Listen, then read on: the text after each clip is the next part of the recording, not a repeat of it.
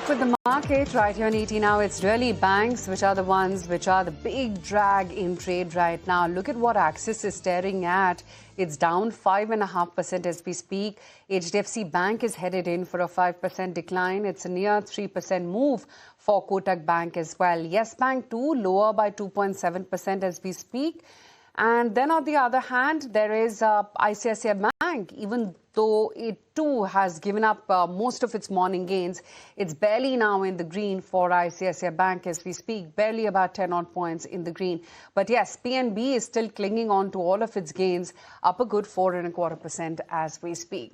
But ahead of the monsoon session of Parliament, which is scheduled to begin today, the government has proposed introducing 5 new bills, including measures to amend the MSME Development Act and the income tax law as well. Prakash Priyadarshi is here from New Delhi with all the details. Well, the monsoon session of Parliament begins today, and the government has listed key bills that are important from a business standpoint. In fact, the Income Tax Amendment Bill 2026 to replace the ordinance is on the agenda. The bill seeks to deepen India's sovereign debt market. You are aware of the fact that the government has already exempted the long-term capital gains tax and withholding tax on interest income for FPIs and FIIs investing in government securities. Now the bill is part of the agenda for consideration and passes. Along with that, the Foreign Contribution Regulation Amendment Bill 2026 is part of the agenda. The MSME Development Amendment Bill 2026 focuses on improving the ease of doing business is also part of the business list. The Viksit Bharat Shiksha Adhisthana Bill 2025, which was referred to the JPC, has been included, as the JPC report will be tabled in Parliament. Along with that, the Supreme Court Number of Judges Amendment Bill 2026 is also on the agenda, which proposes an increase in the sanctioned strength of Supreme Court judges from 33 to 37. So these are some key inclusions. In fact, the monsoon session of Parliament is likely to be very stormy amid various political developments. Opposition parties are expected to raise the need paper leak issue. However, the much talked constitutional amendment bill is not part of the agenda so far. Let's see how it pans out, and it will be interesting to see how the government manages the floor of the House during the monsoon session of Parliament. Back to you. Thanks, Prakash, for that update on what's coming up in the monsoon session of Parliament. But moving on to the F&O market, the index is below 24,200 as we speak. There's good amount of call writing that's happening at 24,200 levels. If you look at the Nifty, Nifty down 0.5%. There's an open interest jump 0.2% there. And look at the discount for the Nifty futures, nearly 11 points discount for the Nifty futures. Nifty Bank again, the Nifty Bank index is Nifty Bank is down nearly 1.4%, and there's an open interest jump of 1.5% in open interest. So that's the shorts getting built across some of the banking stocks. If you look at the snapshot of the Nifty Bank index, a lot of stocks there led by HDFC Bank, Kotak, Axis are adding short positions, while there's a long position addition for ICICI Bank. There's and a short covering happening for SBI and PNB as we speak. Look at call and put writing activity at 24,200 levels. For the call writers, there's an unwind happening at 24,000. There is a build-up of call activity coming in higher strikes as well, especially 24,500 levels. If you look at the distribution, we still see the 500-point band coming into play there, 24,000 to 24,500, and the index is oscillating between that band there. Future gainers include stocks like PNB, 4% up, Crompton is up 3%, and Oil India is up 2.6% in today's trade. Among the losers, you have stocks like Axis Bank, nearly down 5%, HDFC Bank down 4.6%, Kotak Bank down 3%. So the index stocks are down in today's trade, and that's pushing the index lower as well. Open interest gainers include RBL, where there's an open interest jump of 3%. Maruti is seeing a short build-up, and Premium Energy is seeing a short build-up. On the losers front, you have stocks like PNB, where we are seeing a short covering happening. Sona BLW is seeing a short covering, and SBI is seeing a short covering in today's trade there. But the most active is HDFC Bank, 800 July call. 19.34 lakh contracts getting added there. The premium down 21.6 to 4.55. Remember, this is the last week, means 28th is the expiry, so you just have 6-7 trading days for the entire July series to get to close. Or and we will start seeing some rollovers of higher positions happening to the August series there. But in the second, the most active would be input is Reliance. We're seeing Reliance 1300 July put, where 14,000 contracts are up and open, and the premium is down nearly 6 to 6.8. The open interest positions, as I said, 14,500 contracts addition there, and stock hovering around 1331.2 in today's trade. So market hovering around the 24,200 marks, and a lot of call writing happening at 24,200, putting a pressure on the market as we speak. Oh, it is, and it's banks really which are under quite a fair bit of pressure, like Sajid highlighted. But talking about banks, we decoded the key takeaways from the Q1 con calls of HDFC Bank, ICICI, Kotak and Axis, and what they signal now for the banking sector in the quarters ahead. Listen in. Number one is, I think not just, you may have seen the monetary policy in the past. It's very amply clear. The CD ratio is not an indicator that is going to be focused on, at least in the near future. It's going to be the liquidity coverage ratio. So that is exactly what we are also focusing. We are reasonably comfortable from a liquidity coverage ratio, and that's a metric. So CD ratio is not something that we will be focusing for some time. The current margin that you're talking about, we will urge you not to look at quarterly. We have mentioned that in the past. At the minimum, you should look at annually in terms of margin, because quarter to quarter, there are several customer needs that we will meet. If we start to focus on short term, we will not be able to meet the customer needs and appropriate franchise growth for the medium to long term. So we will not we'll urge you not to bother with anything to do with quarter. Our expectations of NIM is that in FY27 it should be range bound, assuming no rate movements. Of course, there will be some impact on account of FCNR deposit program and loans against FCNR deposits, which could be sort of slightly NIM dilutive. But overall, as a bank, we would continue to look at leveraging, growth, and as you rightly pointed out, risk-calibrated profits through optimizing various levers where NIM is clearly one of them.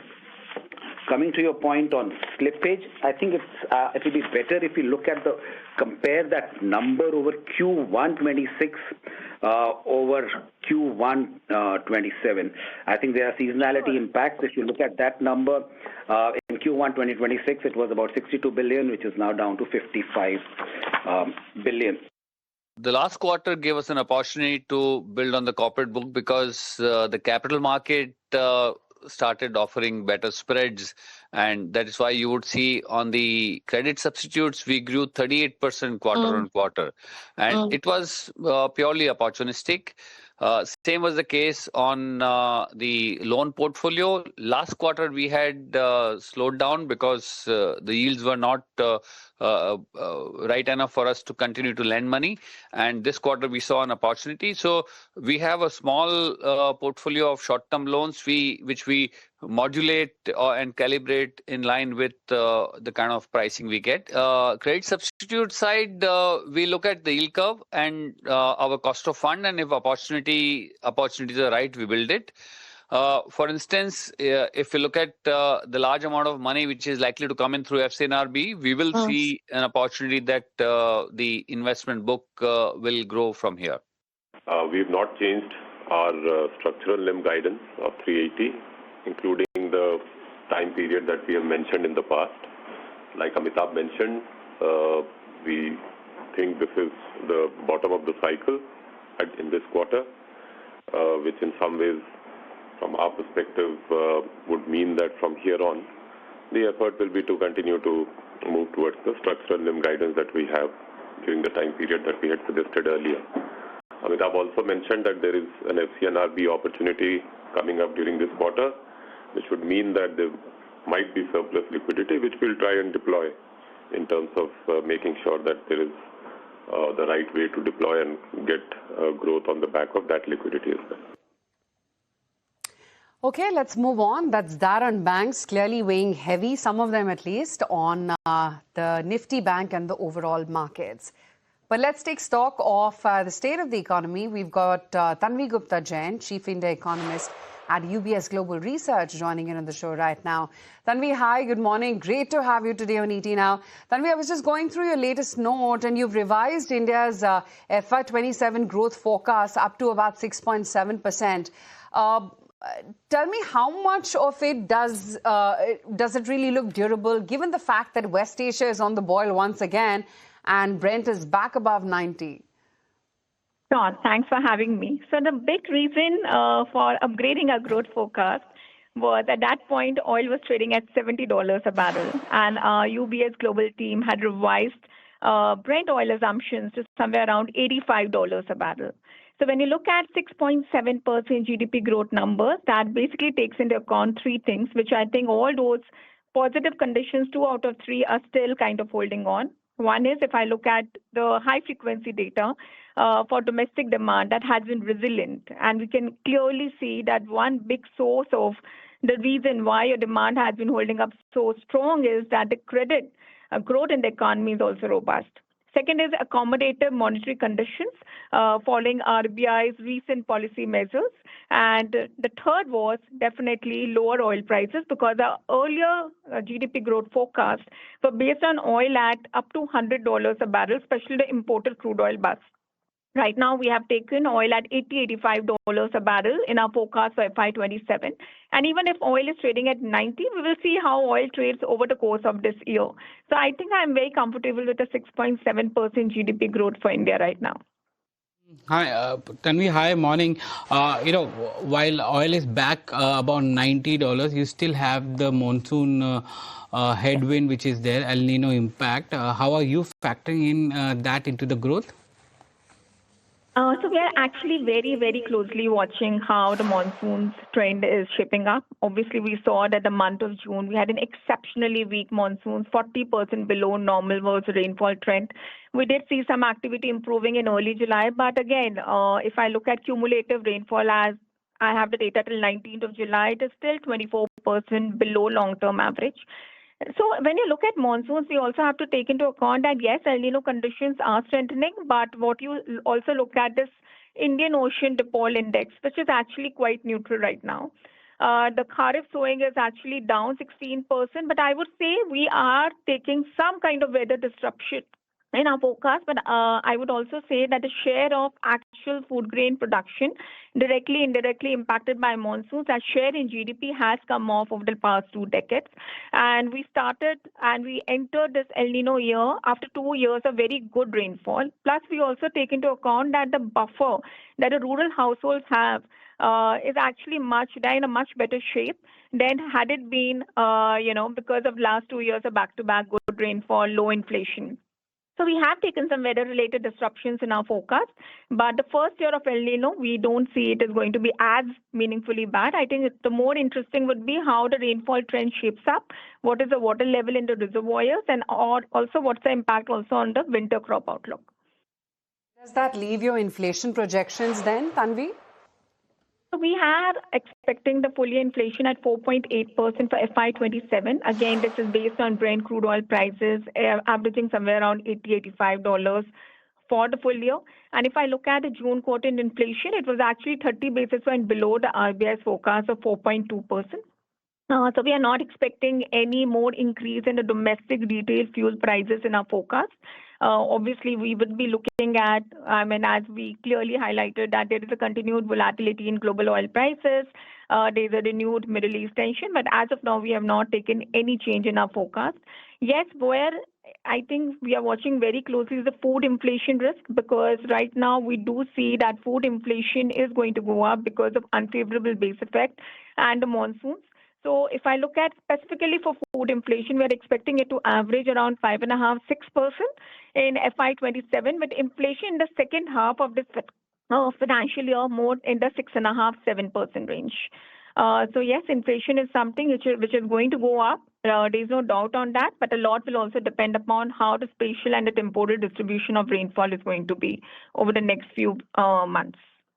Have you factored in the kind of impact that will be there on the fiscal deficit as well? And from a monetary policy point of view, you have the governor saying that he is not preparing the street for a rate hike, while the street is factoring in two.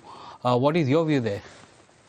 Let me cover both the points separately. Let me start with where we are on the fiscal deficit forecast.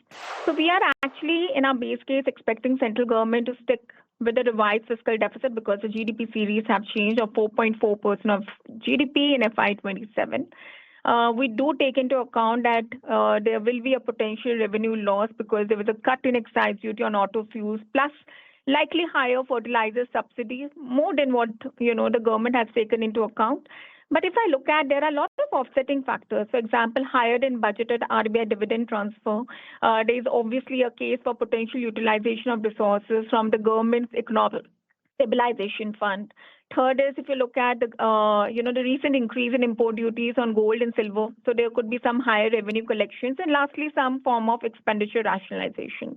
So at the central government level, we are not right now building in any fiscal slippages. And when you look at the aggregate fiscal position, it's central government and the state government, and looked at the data of 21 states, the aggregate fiscal deficit is budgeted to narrow to 3.1% of GDP in FY27 versus 3.5% of GDP last year. So for now, obviously, I do understand that the state fiscal situation is stretched, but as they have been prioritizing welfare spending. But let's see how the overall fiscal position is going to shape up. From a RBI point of view, and this is very interesting because when I looked at the latest inflation numbers, we did realize that the headline inflation was higher than consensus.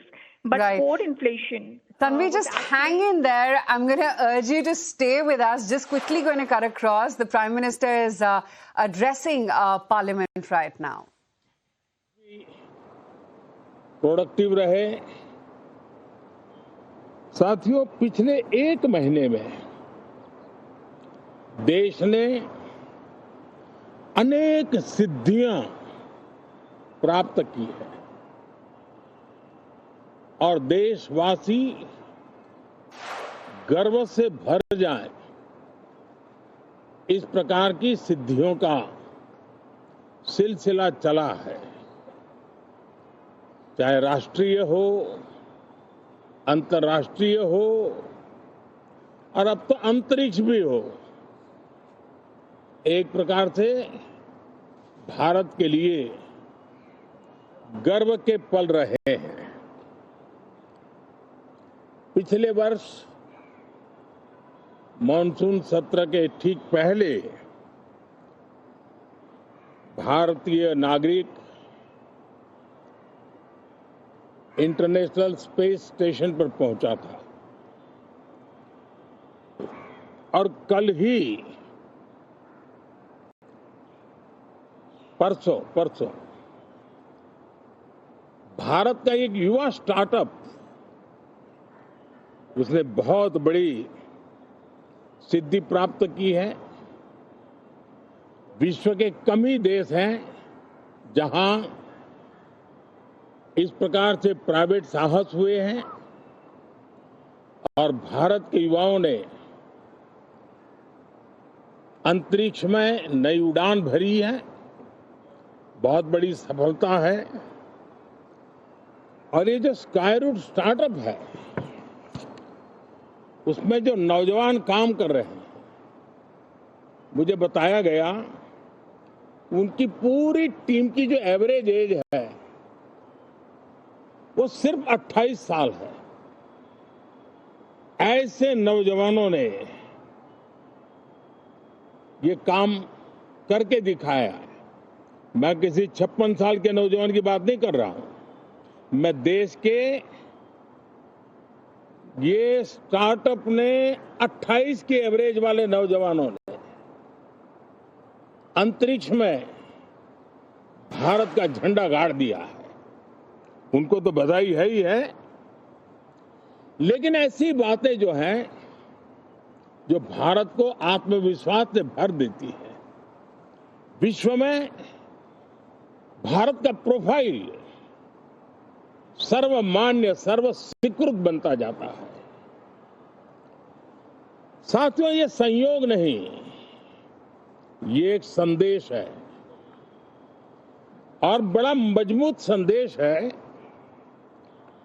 कि हमारे देश के युवाओं की क्षमता और उनकी आकांक्षा अंतरिक्ष जितनी असीम है, इससे बड़ा संदेश देश के लिए कोई और प्रेरणा नहीं दे सकता है।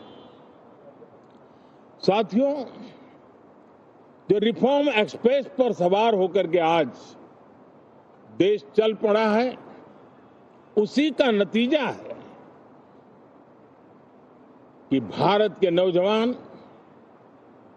इतना बड़ा साहस कर पाते हैं और सफल भी हो रहे हैं। साथियों, पिछले दिनों राजस्थान में बहुत बड़ी ऑयल रिफाइनरी देश को समर्पित की गई। पिछले कुछ सप्ताह पहले एक सेमीकंडक्टर प्लांट यानी तीसरा देश को समर्पित किया गया। अभी कुछ दिन पहले ग्रीन हाइड्रोजन से चलने वाली ट्रेन, और विश्व में बहुत कम देश ऐसे हैं कि जिनके पास ये सुविधा है, लेकिन भारत ने जो हाइड्रोजन ट्रेन देशवासियों को समर्पित की है, वो सबसे ताकतवर इंजन वाली है और सबसे लंबी है। ये अपने आप में भारत के वैज्ञानिक, भारत के इंजीनियर्स, भारत के इनोवेटर्स, भारत के उद्यमी, भारत के श्रमिक, ये जो एक लक्ष्य लेकर के देश के लिए जी रहे हैं, देश के लिए काम कर रहे हैं, उसी का परिणाम है। साथियों, हम भली भांति जानते हैं और पूरी दुनिया चिंतित भी है, लगातार कहीं न कहीं युद्ध की स्थितियां बनती रही है। पश्चिम एशिया के युद्ध के कारण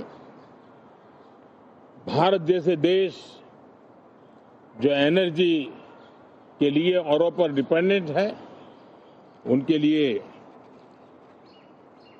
ये पश्चिम एशिया का युद्ध एक बहुत ही बड़ा संकट का कारण रहा। Petrol, diesel, LPG, fertiliser, chemicals, यानी हर विषय में अनेक बाधाएं, अनेक संकट आए। उसके बावजूद भी भारत 7.7% के ग्रोथ से दुनिया की मेजर इकोनॉमी में सबसे तेज गति से आगे बढ़ने वाला देश बन के रहा। ये भारत के सामर्थ्य का परिचायक है। भारत किस प्रकार से उत्साह और उमंग के साथ नई ऊंचाइयों को पार करना चाहता है, उसकी इसमें एक झलक है। और ऐसे में जब ये मॉनसून सत्र आरंभ हो रहा है, देश ने स्पीड पकड़ ली है और संसद का स्पिरिट उस स्पीड में नई ऊर्जा भर सकता है। सकारात्मक स्पिरिट राष्ट्र के लक्ष्यों को प्राप्त करने के लिए बहुत आवश्यक होता है। हमारे सदन में बहुत अनुभवी सांसद भी है, दल उनका कोई भी हो, लेकिन उनके पास एक लंबा अनुभव है। ऐसे समय में उनके अनुभव की, उनके ज्ञान की संसद को भी जरूरत है, देश को भी जरूरत है। और इसके लिए संसद का चलना, सार्थक चर्चा होना, मिलजुल करके देश को आगे ले जाने के संकल्प लेना, ये मैं समझता हूं कि बहुत ही समय की मांग है। एस्पिरेशन से भरे हुए देश के युवाओं की मांग है कि हम आगे बढ़े।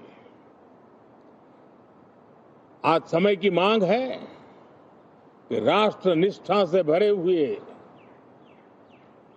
राष्ट्र भक्ति के लिए जी रहे आवाज को सदन में उचित मंच मिलता रहे, वे अपनी आवाज को बुलंद करे, देश को दिशा दे।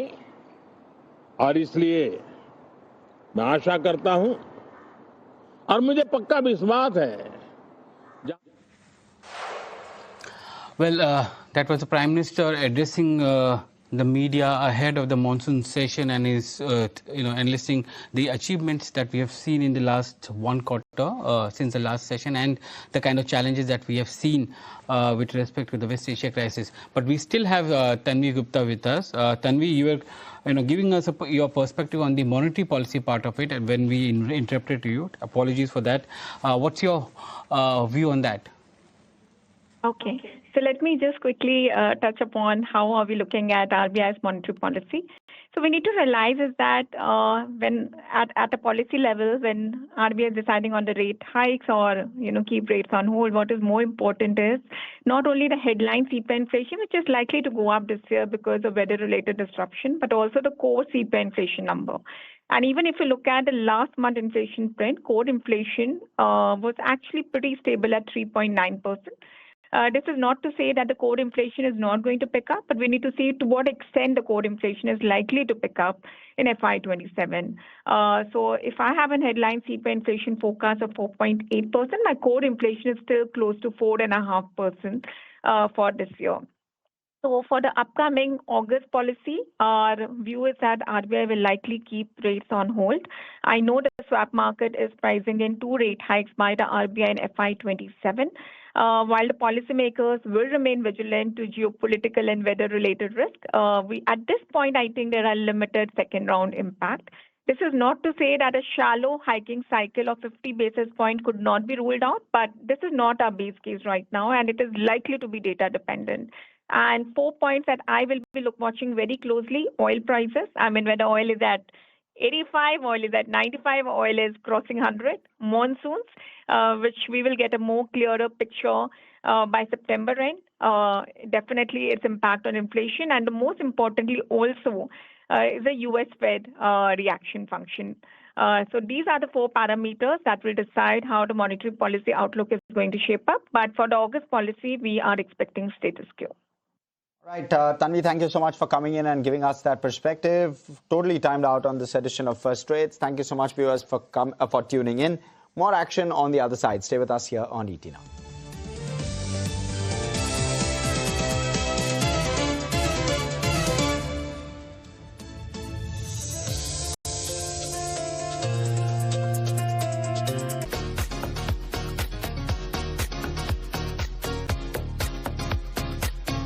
Hi there, good morning. You're watching ET Now. This is Midcap Masala and you're catching us live from the Suzlon studio. I am Snehi Shah and with me is Meryl D'Souza.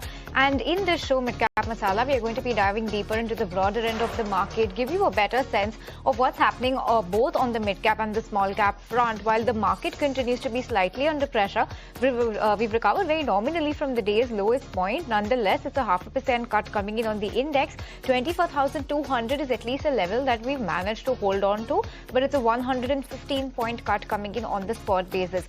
However, on the flip side, the broader end is looking rather cheerful because you're seeing both of those indexes in the green. You've got about 0.3% of an uptick on the Nifty small cap index, about 0.5% uptick on the mid cap space. So looking good from the broader end of the market. We'll take you through some of the biggest stock buzzers in terms of what's happening in the Nifty 500. While that index continues to be in the red, the tilt continues to be in the favor of the advances, and it's names like Aegis Logistics, Gabriel India, Himadri Specialty, PNB, GE Shipping, Jyoti CNC, all of these stocks are doing very well from the Nifty 500. But very quickly shifting focus and diving straight into the management conversations that we've got lined up for you on the show. First, an earnings candidate. We've got the management of Central Bank of India joining us on the show. Good set of numbers coming in from the bank. And we've got Mr. Kalyan Kumar, the Managing Director and Chief Executive Officer of Central Bank of India joining us on the show. Mr. Kumar, hi, good morning. let's start by talking about your numbers and particularly your advances. They've grown a strong 28.5% on a year-on-year basis. Corporate loans has been leading this growth. Can you tell us if this pace is sustainable going ahead and which sectors will be driving the incremental corporate disbursements ahead? Yeah, good morning. Morning. Actually, you are right, because previous year our corporate advance as of June 25 was 76,000 crore, and June 26 it is 1,12,500 crore. So basically, I can say that this is base, as lower base was there. That's why growth is looking 46.50% in corporate side. But our RAM segment actually being strength, if we see our composition of our advances, it is 68% RAM and 32% corporate. In the RAM segment, retail has grown by 24%, agriculture grown by 21%, and MSME by 18%. So major, because our presence across the country, 65% branches are rural, semi-urban. There are better opportunity in RAM segment where we can truly serve Bharat, the real India. Their growth rate is sustainable. You can compare at least since last 3 quarters. It is very, very sustainable growth that I can assure you. In corporate side also, we have got very good proposals, and looking to the better rating and better, actually, as per our risk appetite, we are forming that. Still, approximately 6,000 crore is in the pipeline in the process of disbursement. So that's why I can tell you this quarter is also going to be actually the similar growth which we have given guidance to market. In credit, 14 to 16% growth. In advances, we are going to maintain, and that would be easily achievable in this quarter also. Mr. Kumar, Meryl also here joining in. I'm seeing NIMs for you remained above 3% but declined sequentially. This was despite a lower cost of funds. Can you tell us what were the key factors behind the margin compression seen in this quarter? Yeah, you see previous year as of June 25 and June 26, there is marginal dip in the NIM. And major part, actually, you see our total advances RAM segment is more, which is linked to external benchmark. And in external benchmark, there was a reduction of 125 basis points. Our earnings on advances got impacted. We see yield on advances, though it is improved in June 26, it is 7.89. March quarter, it was 7.78. So that's why big impact on our earnings. But interest income is consistent, and we have got it.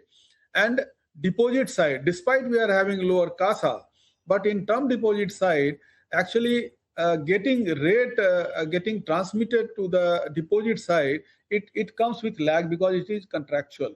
Today, our cost of deposit is 4.60, and yield on advances is 7.89 as of June 26. So this was the major reason behind actually slight reduction in NIM. And I can assure you the market guidance which we have given that our NIM is going to be 3 and above. So that I am sure that this quarter also we are going to maintain the market guidance which we have given. So, Mr. Kumar, my next question to you was on that, how should we be looking at the NIM trajectory and this 3% guidance that you've given? But help us understand, is there further scope for reducing the cost of deposits? You've spoken to us about that, or do you believe most of the funding benefits have already been realized? Yeah, actually, majority of deposit has already been stabilized now. It is 4.60%. I understand we have reached to that level, and some traction might happen. But the initiatives which we have taken in terms of products, in terms of processes, in terms of marketing, in terms of setup of wealth management division, credit card, all these things, actually NRI desk at 159 centers, I am sure that we are going to get more CASA from our physical network and also digital channel. That will help us in actually maintaining, not only maintaining, but bringing improvement in our current NIM percentage of 3. Right, Mr. Kumar. You've previously touched upon this before, but deposit growth is in line with guidance, but the CASA remains well below the targeted levels. Can you tell us if there are any initiatives underway to improve this CASA mix? Yeah, CASA, we are 46.61%. And we have created products segment-wise, like for housewives and women, Scent Queen product is there. We have got more than 1,500 crore in this segment. We are having 32 MOUs with public sector entities, several state government. The salary accounts also we are mobilizing through St. Prestige, that unique product. For pensioner segment, for youth segment, different products we have actually designed, which have comparatively better features available for the customer. Apart from that, we have identified 35 customer acquisition centers across the country, 9 government business centers, and we are deploying 300 freshly recruited marketing officers for driving these initiatives at the field level. And another important thing, wealth management division we have created, where we are going to not only give financial planning, but also tips on investment, and also getting customer relationship concept with the HNI customers. These things are certainly going to support us in actually getting good amount under CASA. Understood. And Mr. Kumar, wanted your view and your outlook on two metrics, credit cost as well as provisioning. Your credit cost has moderated quite a lot. Do you believe this amount is going to be, or this metric rather, is going to be sustainable, or do you believe we could expect to see a little bit of a spike going ahead? And on the provisioning front also, what's your outlook there? Credit cost this time, you must have seen, it is 0.40. It has improved further as compared to June 25, because we have done a lot in the area of credit monitoring side. If you see, our slippages are actually controlled properly. It is 0.29%, and we have given guidance to the market. This year, we are going to maintain our slippage ratio less than 1%. In that way, we are on that path. I am sure that there is also year-on-year provisioning also has reduced significantly. That has also supported us in improvement in our profit side. So it is. I am actually confident that the initiatives which we have taken towards better monitoring of advances, better credit underwriting facility, that's why we are going to maintain this credit cost, and also provisioning requirement is going to be less. Understood, Mr. Kumar.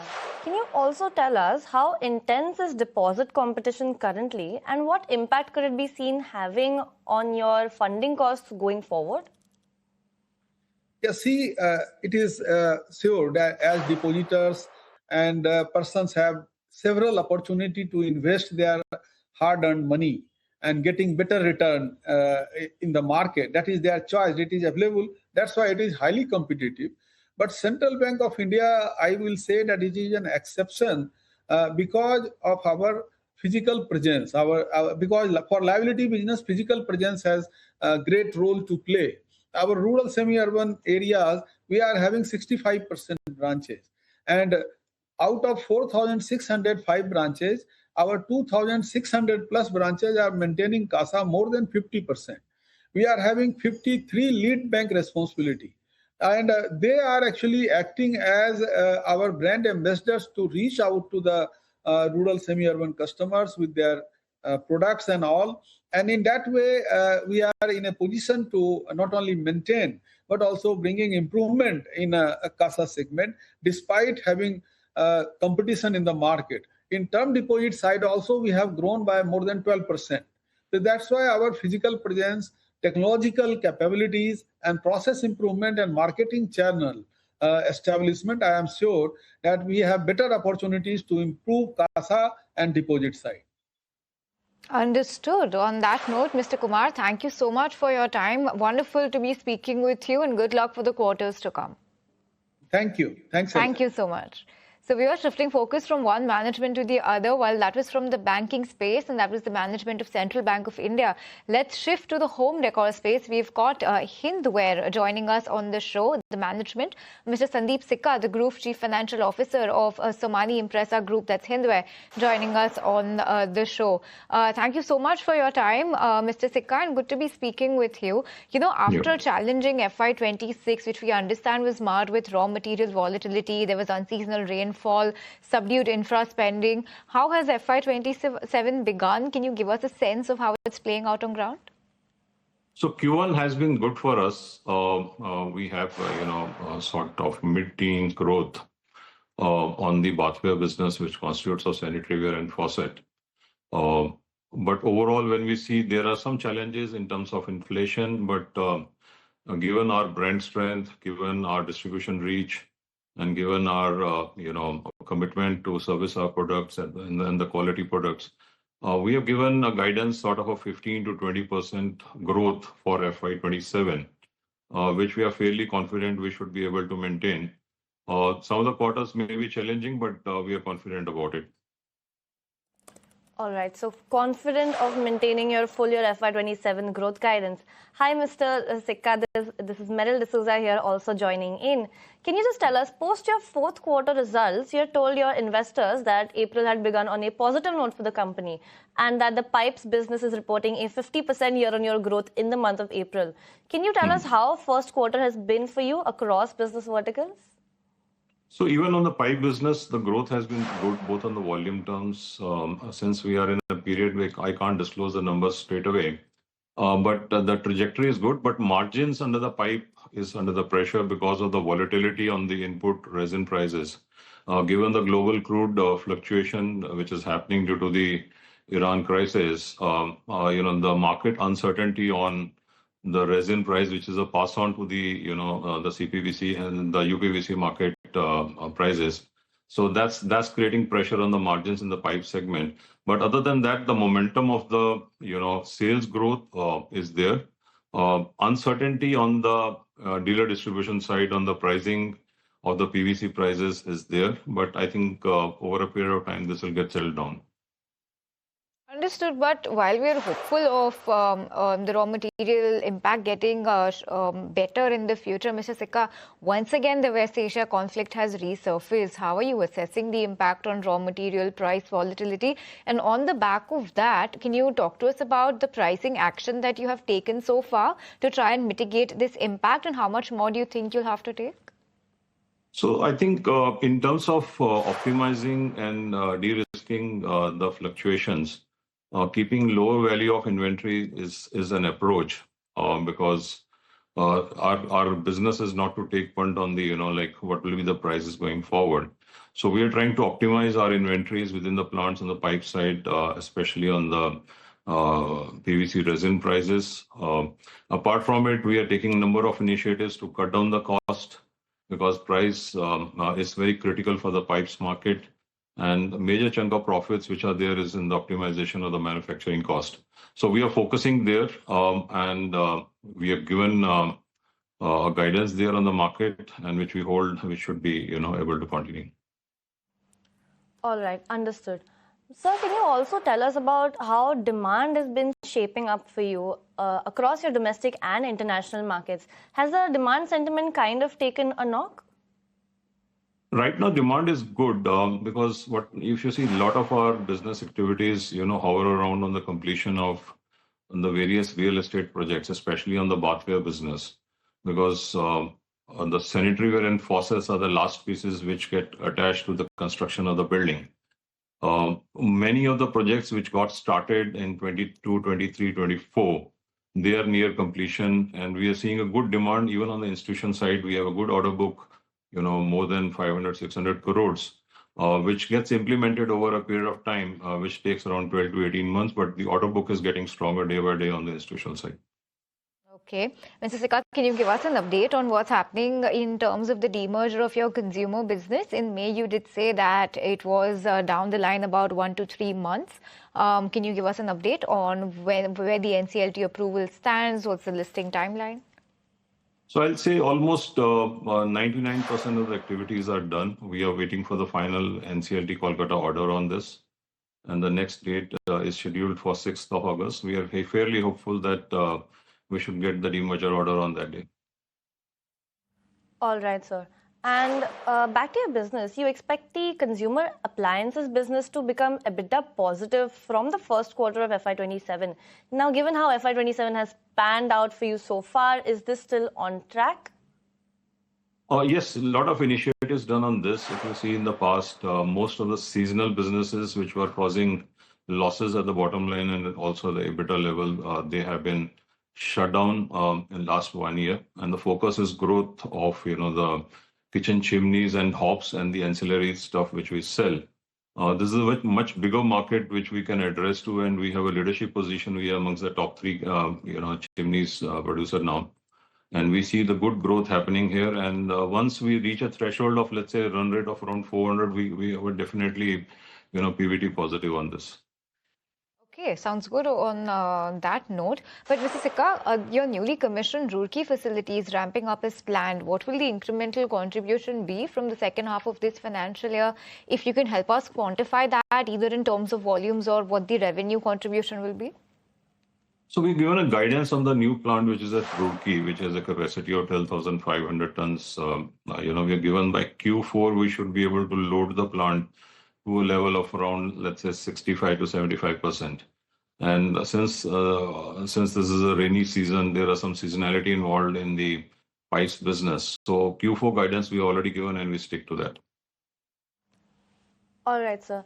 You've also spoken about reducing consolidated debt for the company by about 30 to 40% over the next 2 years, and this will be using operating cash flows.